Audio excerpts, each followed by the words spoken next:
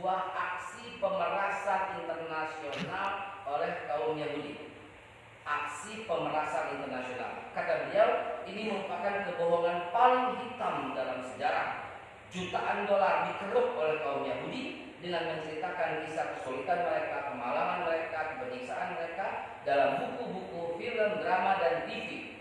Kata Arthur Judge kepada Huffington Post, dikutip oleh Press TV. Artinya para ahli yang jujur dan paham sejarah telah menyangkal peristiwa itu.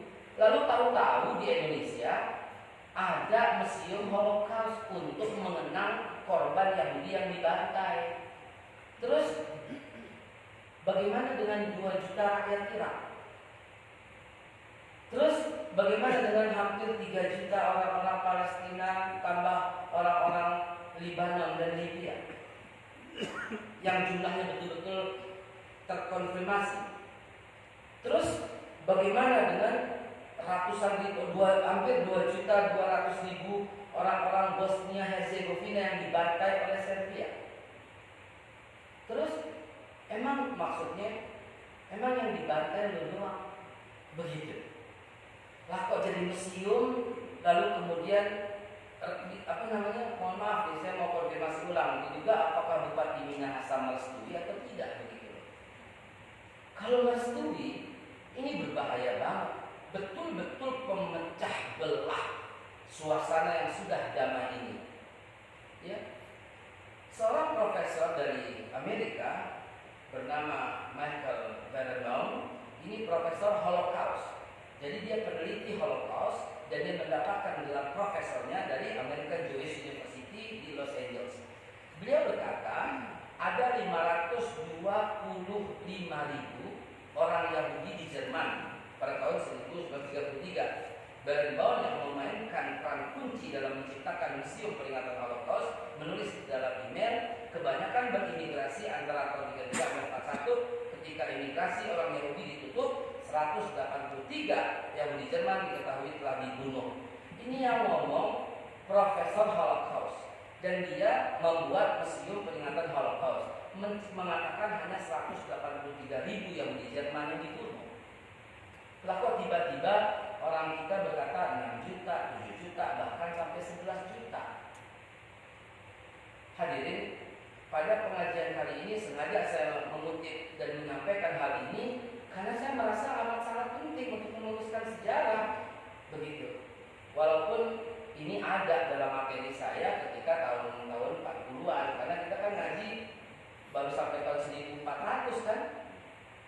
Ya kan, tahun lalu, bulan lalu kan sampai 1400 kan? Berdirinya kerajaan, terakhir saya sampaikan kerajaan Jambi kan? Masih ingat dong, jangan dilupakan. Sultan siapa yang paling terkenal di Jambi? Sultan siapa? Sultan siapa?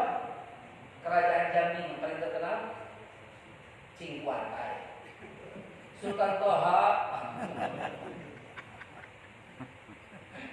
Sultan Toha. Kenapa? Tahu nggak? Toha itu siapa? Nama lain dari Nabi kita Muhammad sallallahu alaihi wasallam. Salatullah salamullah ala yasin habibillah. Salatullah salamullah ala Toha Rasulullah ala Toha. Ya, baru ala yasin habibillah tawasalna bismillah minal afati wan nikmah wa min hammin wa min hummah akhir bariyah Allah ala Toha. Sultan Toha gitu ya, yang sangat terkenal di Jambi. Nah, itu pengajian kita. Nah, 2 pekan lagi baru kita lanjutin lagi apa yang terjadi tahun 1500, 1600, 1700 terus urutan ya sampai 2021 ya, gitu ya. Sampai RUHIP. RUHIP kita bahas lagi tuh ya. Harus menjadi catatan sejarah, ada orang-orang, sekelompok orang di Indonesia yang ingin ngutak-ngatik Pancasila. Dan sampai sekarang misteri siapa orangnya. Dan kagak ada yang ngaku dan satu partai pun tidak mengakui. Kami tidak pernah usulkan kata partai-partai itu. Jadi kita simpulkan, yang simpulkan itu adalah partai jin. Nah, nggak pakai dua anak.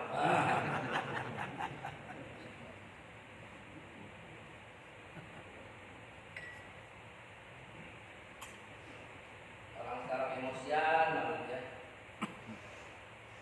Ngomong begitu aja dilaporin. Alhamdulillah. Baik. Hadirin yang dimuliakan Allah Subhanahu wa taala, saya punya data dengan lengkap. Jumlah orang Yahudi yang disensus pada tahun 33. Ya. Total ada lengkap semuanya. Uni Soviet yang saya tadi bilang 2,5 ya. Di Eropa Timur, ada di Eropa Tengah, ada di Eropa Barat, ada di Eropa Selatan, ada dan seterusnya dan seterusnya. Kesimpulannya adalah nonsen, kata Bokir, nonsen, mustahil. Ya. Nah, hadirin sekalian oleh Allah Subhanahu wa taala, ada satu tulisan yang sangat menarik dan sangat harus kita buka kacamata kita lebar-lebar. Kenapa kok sebagian orang yang tidak paham sejarah sangat membela Yahudi eksistensinya dan Israel? Seharusnya yang paling marah dengan Yahudi itu adalah saudara-saudara kita yang Kristen. Kenapa? Karena menurut Yahudi Yesus itu anak haram. Menurut Yahudi Bunda Maria itu penzina. Alhamdulillah. Jadi harusnya itu musuh bebuyutan. Tapi kenapa kok jadi kompak begitu?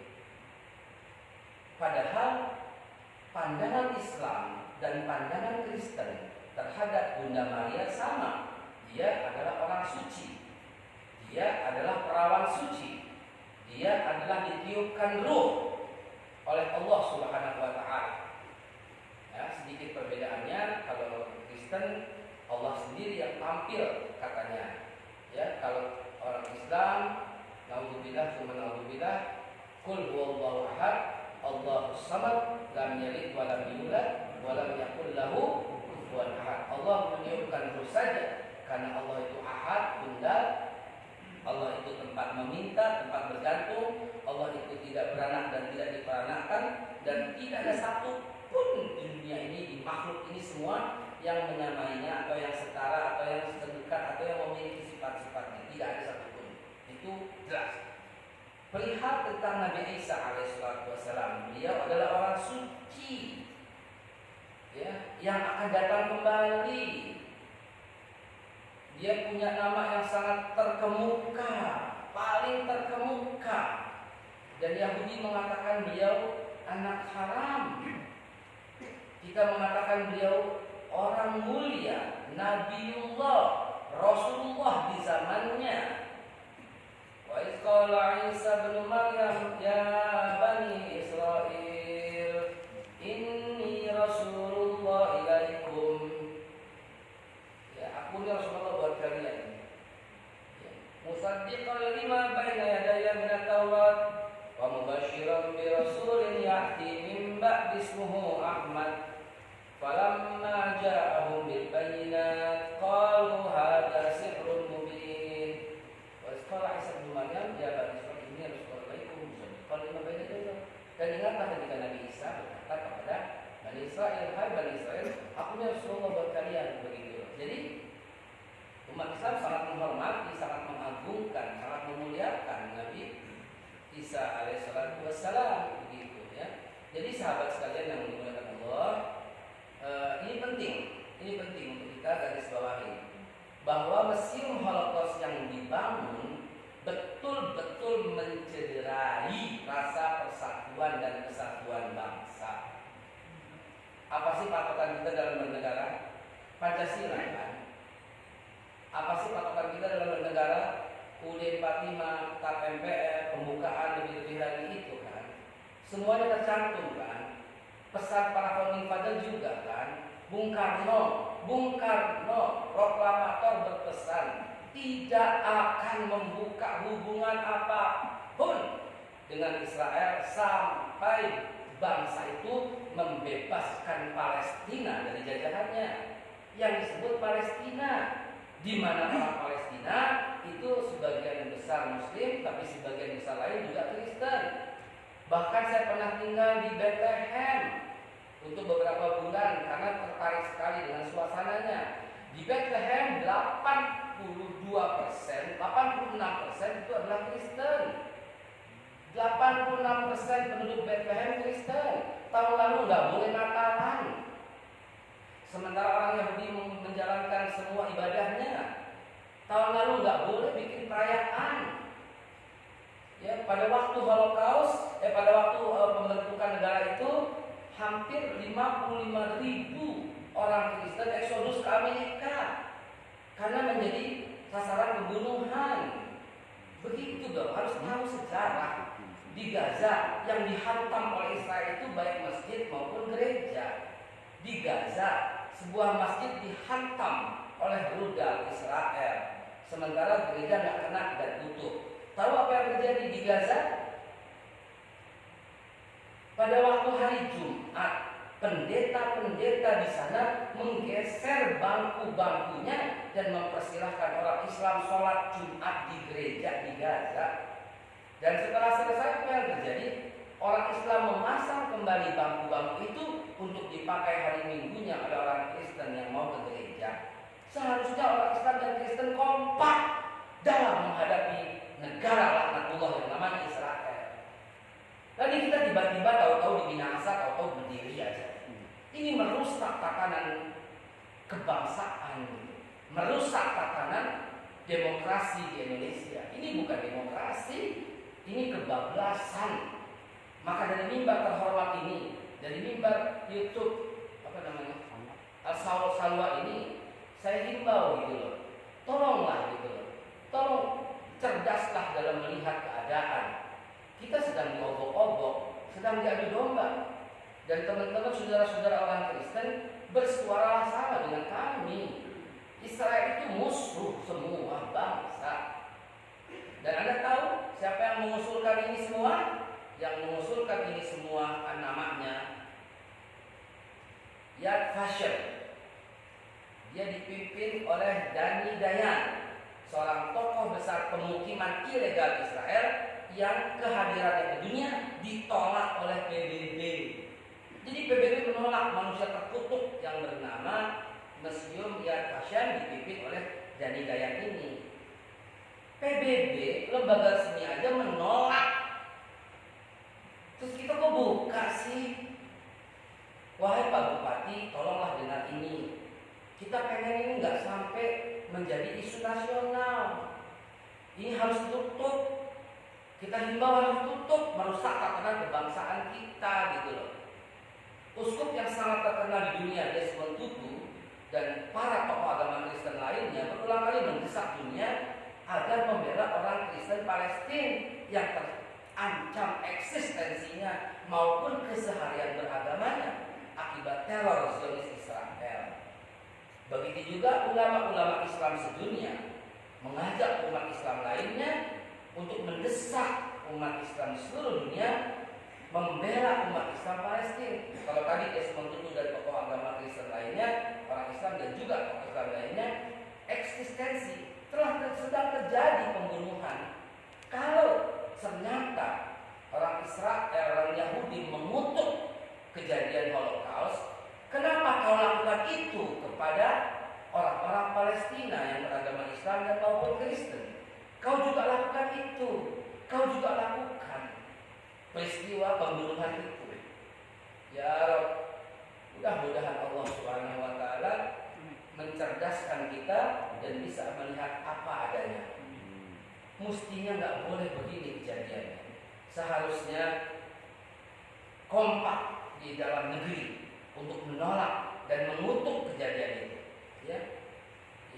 Penutupan ini harus dilakukan agar tidak mengganggu kerukunan antar umat beragama di Indonesia dan demi menjaga toleransi antar umat beragama di Indonesia, khususnya antara umat Islam dan Kristen, menjalankan amanat sejarah, menjalankan konstitusi negara, menolak penjajahan dan mendukung perjuangan Palestina adalah amanat proklamator, amanat pendiri bangsa.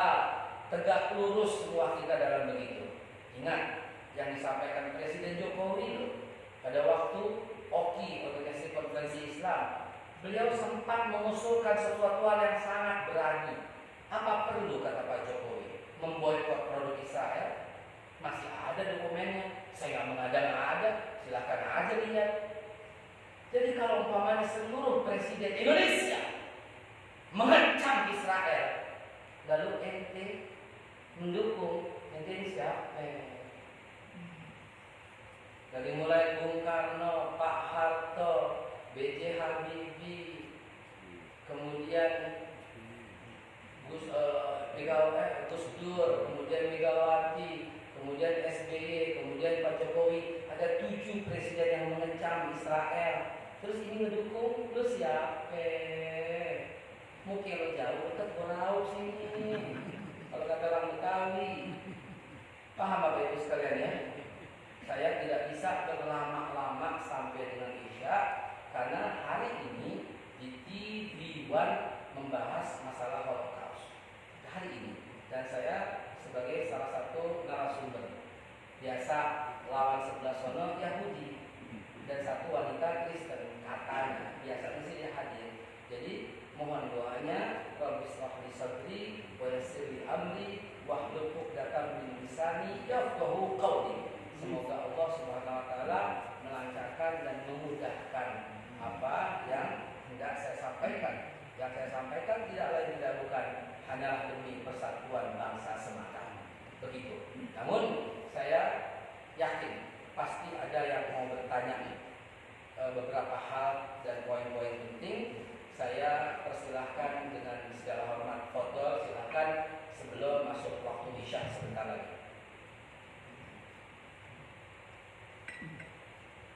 Siapa dulu? Silakan.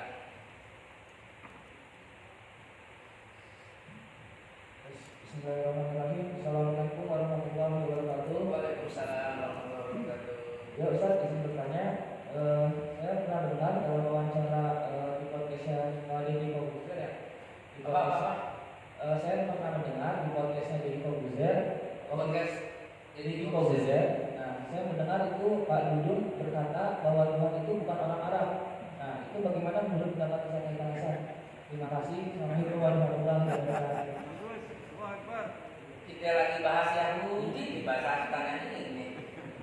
Jawab kan? Jawab jangan. Ya Allah, begini. Ente mahasiswa atau SMA? Udah kerja? Mahasiswa? Baik, gini ya. Ente tahu hukum Archimedes nggak?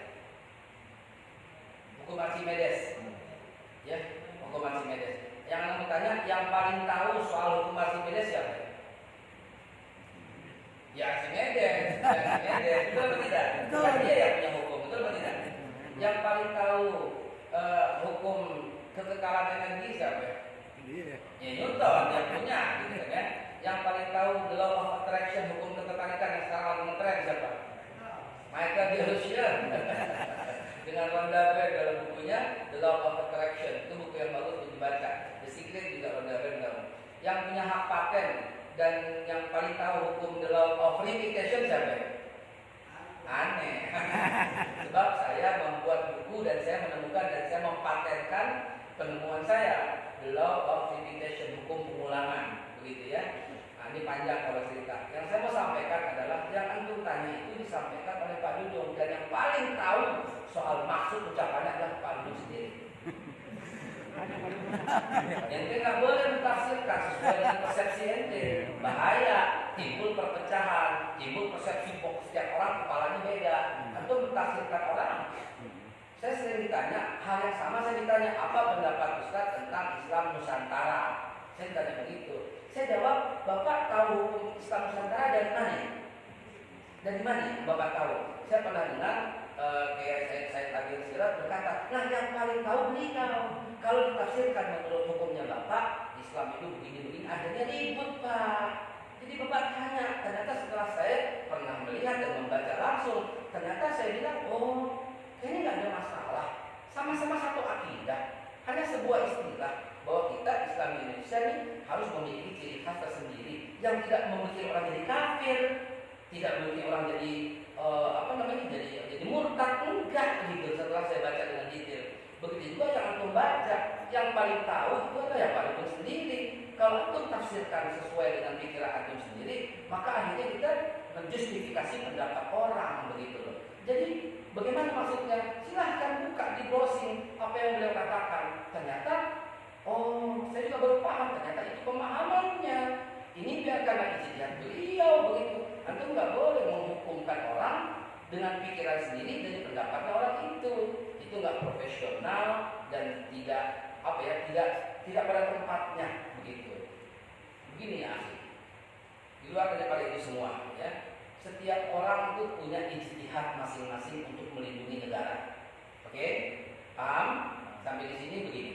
Pak Hendra, Pak Hendra, kalau ada maling masuk rumah Pak Hendra jaga atau bilang begini sama maling, maling silakan, ambil apa yang Anda suka, begitu nggak? Nggak mungkin. Lalu malingnya berkata, ini semua milik Allah. Tetap enggak, gue keplak pada lo, enak aja. Oh, gue kasih amanat sama gue dong, gue mesti jaga dong. Itu enggak, itu Pak Hendra. Hanya 200-300 meter rumahnya. Dan apabila Pak Hendra mati, dalam membela rumah Pak Hendra itu, dalam Islam hukumnya apa? Mati mendapat pahala syahid, mati syahid dalam mendapat pahala syahid. Itu cuma 300 meter. Betul atau tidak? Bagaimana TNI yang menjaga dari Aceh sampai Papua? Coba pikirin ini saudaraku. Dia menjaga kedaulatan dari Aceh sampai Papua. Pahalanya kayak apa? Jadi mohon maaf sekali, kita jangan sok bersih. Jangan sok bersih. TNI, Polri itu ada catatan di sisi Allah yang luar biasa. Ada catatan mereka itu loh. Karena mereka menjaga kedaulatan. Allah kasih amanat kepada para pendiri negara ini tanggal 17 Agustus tahun 45 dari Sabang sampai Merauke berjajar pulau-pulau sambung menyambung menjadi satu. Itulah Malaysia tanah air. Berjanji padamu menjunjung tanah airku Indonesia. 17 Agustus tahun 45. Itulah hari kemerdekaan kita, hari merdeka. Jadi. Maksud saya begini saudaraku, pada tanggal itu Allah SWT memberikan amanah kepada negara ini, kepada setiap orang yang dimana bumi kupijak, di situ langit kujunjung, dan itu ada dari Aceh sampai Papua. Dan antum nggak sanggup menjaga itu, dan beban itu ada TNI. Betul tidak? Jadi yang dilakukannya adalah sebuah ijtihad mereka. Antum nggak berhak menghakimi. Dan kalau orang berijtihad ternyata salah, dapat pahala nggak? Pahalanya berapa? 1. Salahnya dapat pahala. Barang siapa berijtihad, lalu benar pahalanya 2. Barang siapa berijtihad, lalu salah pahalanya tetap dapat pahala kalaupun salah. Tapi kan nggak salah melindungi dengan segala ijtihadnya, berusaha melindungi NKRI dari Aceh sampai Papua. Anda bukan membela satu dan menyalahkan yang lain, jangan disangka begitu. Anda ngomong profesional sesuai dengan nas, sesuai dengan pengetahuan. Begitu. Artinya kita jangan merasa diri paling benar, paling suci. Wallahu a'lam bishawab. Jangan pernah merasa paling benar, paling top, paling bersih. Jangan. Allah yang paling tahu siapa yang paling bertakwa. Dan iman itu sekali lagi lurus dari mulut. La yastaqimu imanul abdi hatta yastaqimu qalbuhu. Nggak bakal lurus iman seorang hamba kecuali lurus hatinya. Kagak ada jejak sama orang, itu dia. Kagak ada benci sama orang, itu dia. Kalau ada orang yang salah, hatinya akan mendoakannya. Wala yastaqimu qalbuhu hatta yastaqimu lisanuhu. Dan kagak bakal lurus hati seorang hamba kecuali lurus dahulu lisannya. Lisannya hanya mau ngomong kebaikan. Kalau bukan kebaikan, lebih baik disimpan aja. Ukhtul lisan, simpan lidahmu illa min khairin, kecuali kebaikan. Fa inna kata itu syaitan. Sesungguhnya kau akan mengalahkan setan kalau kau bisa demikian. Begitu, ya. Jelas ya? Ya, agak melebar jawabannya tapi menyatulah insyaallah. Ada lagi foto silakan. Tentang Yahudi Pak kalau bisa. Siap. Yahudi ya. Itu dong. Assalamualaikum warahmatullahi wabarakatuh. Ustaz. Siap. Holocaust, tentang Holocaust. Kebetulan anak juga pernah melihat, membaca dan kemudian menonton filmnya tentang Holocaust. Itu Holocaust filmnya. Itu Holocaust. Dimana mereka dibarisin dan ditembak-tembakin gitu. Iya. Nah, pertanyaannya suatu hari ini ada dengar kan katanya itu hoax. Nah, yang masalahnya hari ini adalah yang tahu sebetulnya peristiwa itu terjadi, namun tidak memakan korban segitu banyak atau benar-benar tidak terjadi. Itu masalahnya. Terima kasih. Baik. Terima kasih pertanyaannya. Oke banget. Ini pertanyaannya justru mengkoreksi saya. Terima kasih ya Afi ya Habibie. Terima kasih banyak. Ustaz, saya juga tentang Yahudi tambahin. Sekalian ya boleh. Assalamualaikum warahmatullahi wabarakatuh. Assalamualaikum. Alhamdulillah saya kebetulan sudah sampai ke sana ke Jerman, walaupun tempat pembangunan itu. Dan saya lihat kamar-kamarnya, saya lihat rambut-rambut yang apa itu, yang dijajakan. Saya tanya sama petugasnya, ini berada berapa ribu orang yang di mana di sini? Saya kebetulan di situ. Ini sekitar 2.000. Baik. Rambut-rambutnya memang masih ada. Baik. Ya. Betul. Yang saya tanya, ini di Indonesia tiba-tiba timbul mau bikin museum Holocaust gitu. Dan dibilang jutaan yang mati. Nah, itu apakah di Indonesia tidak banyak yang Cacat otak. Apakah di Indonesia sudah Ustaz atau penelitian atau informasi apa sudah banyak yang di sini? Baik. Terima kasih. Terima kasih. Baik. Alhamdulillah saya jawab sekaligus untuk yang ini. Pertama, peristiwa itu memang betul terjadi, Pak. Dan sedunia terjadi. Mereka aja membombastiskan begitu, membuat sedemikian rupa. Sebagaimana saya katakan, lebih dahsyat pembunuhan umat Islam di Myanmar, videonya ada. Lebih gila pembunuhan yang dilakukan oleh orang India terhadap umat Islam, videonya ada. Lebih dahsyat mereka dibelah dua orang tubuhnya, Pak. Begitu, lebih gila gitu loh. Lebih sadis apa yang terjadi di Bosnia Herzegovina. Kan orangnya ada semua kok. Bukan cuma apa rambut apa semua, lengkap. Kuburannya digali ada semua. Jumlahnya bisa dihitung dari jumlah ke tengkorak kepalanya. Ya, berapa juta rakyat Libya dibantai, berapa juta rakyat Irak dibantai, berapa juta rakyat Libanon dibantai, berapa juta rakyat Palestina dibantai, berapa juta. Siapa yang bantai semua itu semua? Itu ada di mana-mana. Jadi ketika Jerman membunuh itu memang ada juga peristiwa, tapi dibombastiskan sedemikian rupa, dihebohkan untuk meraup jutaan dolar. Itu ada penelitian yang mengatakan seperti itu. Jadi betul peristiwa itu terjadi, tapi tidak sebanyak yang dikesankan. Ada yang bilang jumlah orang Yahudi aja 494.000, yang mati 180 ribuan begitu. Ada juga kata yang Bapak kunjungi, yang di situ hanya sekitar 2 ribuan begitu ya, 2.000 kepala ya. Terus yang lain kemana ke kepala Kanjo dimakan raya, mungkin jauh ke laut juga begitu kan ya. Saya juga pernah melihat seperti itu. Bahkan kamar yang katanya konsentrasi gas itu hanyalah sebuah kamar kecil dan dengannya itu kamar binatu, pakaian untuk membuang dan membunuh kutu-kutu pada waktu peristiwa penyakit tipes dan penyakit menular lainnya. Tapi bukan corona baru kali sekarang Pak ya. Omikron juga baru ada yang menjelang bulan puasa ya Pak ya. Ya Allah nyerempet sama sini akhirnya ya.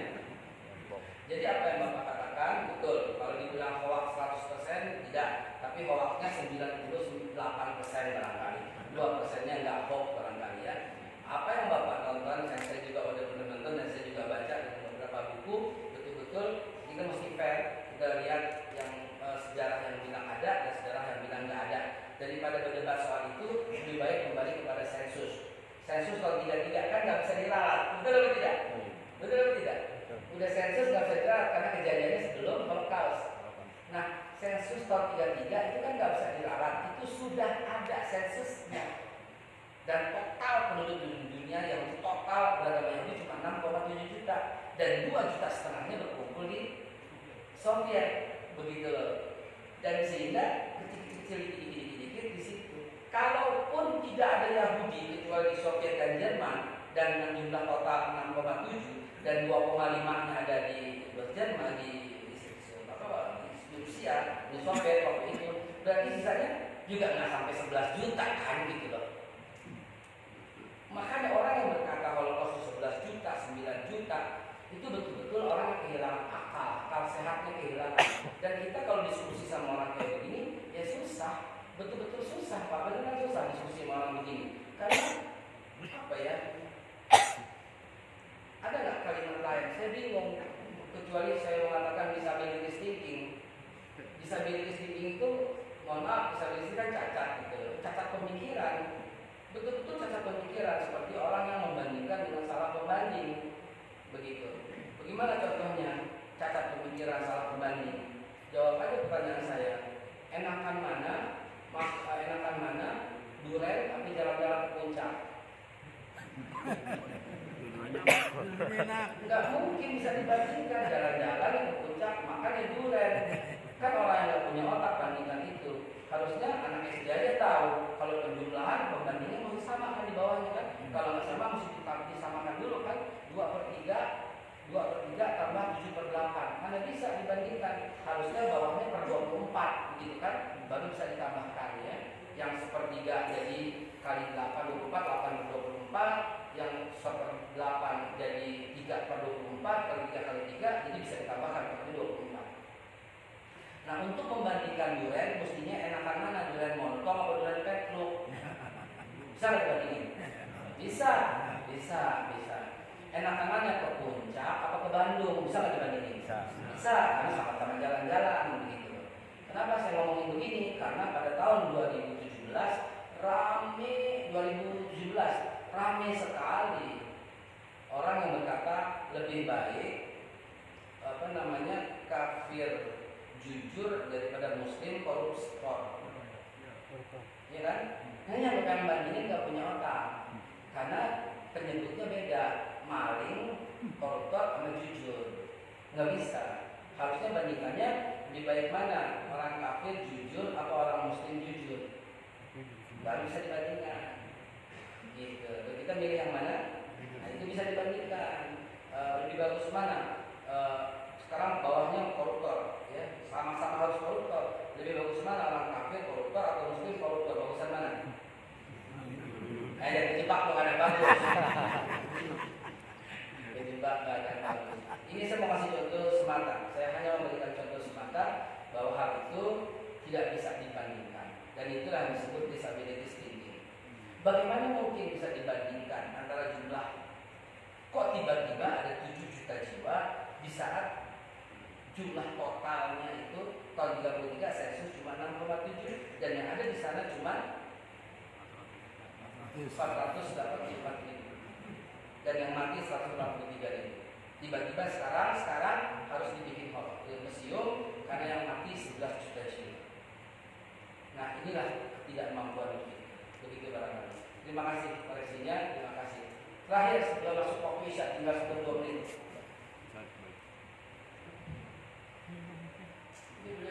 Ini beliau nih dari tadi angkat tangan. Ini depan. Ini angkat tangan dari tadi. Mohon maaf, harus yang duluan angkat tangan. Assalamualaikum warahmatullahi wabarakatuh. Assalamualaikum warahmatullahi wabarakatuh. Jadi saya jabarkan dalam pengajian awal ini mengenai bencana berdirinya museum Indonesia di Minahasa. Nah, itu kan memang satu hal yang besar. Apakah itu sudah diketahui dari pemerintah atau mungkin pemerintah daerah maupun pusat? Yang kedua, kebutuhan yang besar. Biaya. Nah, itu juga menggunakan aktivitas atau biaya negara atau mungkin ada sumber dana donatur. Misalnya Indonesia di tempat aja punya nama di dunia nantinya gitu. Terus yang terakhir, apa efek pengaruhnya itu memang benar terjadi itu museum yang terjadi berdiri. Terima kasih. Baik.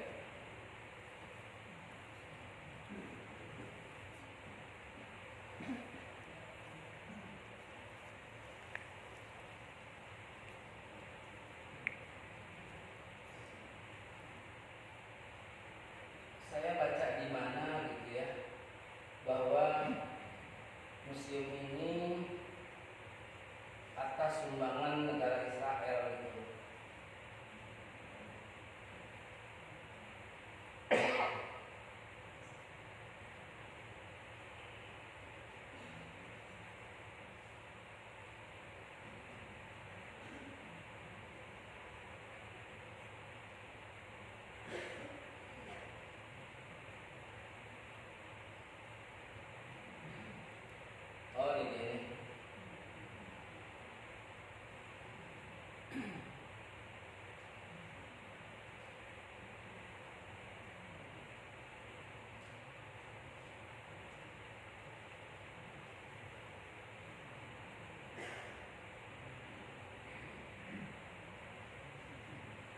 saya nggak ketemu, tapi Pak, saya baca di mana saya lupa bahwa itu disponsori oleh negara Israel.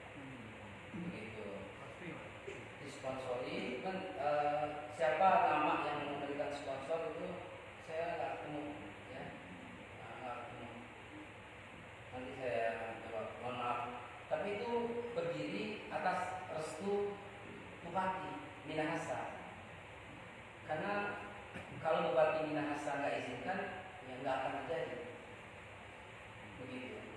Nah, ini yang saya lihat, saya diduga seperti itu, belum sempat berkomunikasi dengan Pak Bupati. Apakah betul Pak Bupati tidak tahu kalau berdiri? Itu mungkin saja demikian. Karena ada yang saya bilang Bupati merestui itu dari tulisan Pak Hidayat Nur Wahid. Kalimatnya begini, oleh karena itu seharusnya Bupati Minahasa segera mengakhiri aktivitas Museum Holocaust di Tondano agar tak ditunggangi pihak-pihak tertentu yang menghadirkan simpati dan dukungan bagi normalisasi. Ya, boleh jadi Pak Bupati tidak tahu. Boleh jadi, ya, boleh jadi Pak Bupati tidak tahu. Boleh jadi tahu, boleh jadi tidak tahu. Kita belum dapat berita seperti itu. Tapi seharusnya ini tidak boleh berdiri.